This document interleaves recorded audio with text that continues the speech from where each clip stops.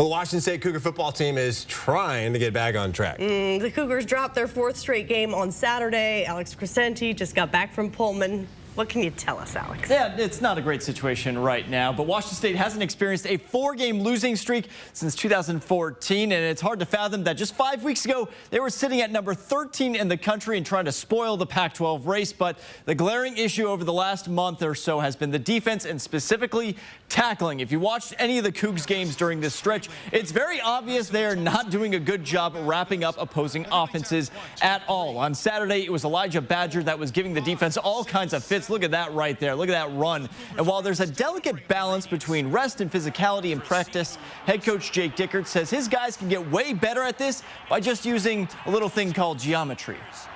There's been a couple games where it's been, I'm trying to think which one it was where we didn't wrap up. I think that was UCLA. This last game, it was all about our tracking angles in space. You know, so you can do a lot of that stuff without contact and tagging hips. And Elijah Badger is a great player. But we made him look like we couldn't tackle at all against him, right? And that was probably 4 or 5 times. So that's the biggest thing you can work in space is working your angles. That's what tackling is. It's not just about the contact, but having the right angle in pursuit and knowing what hip you need to finish on.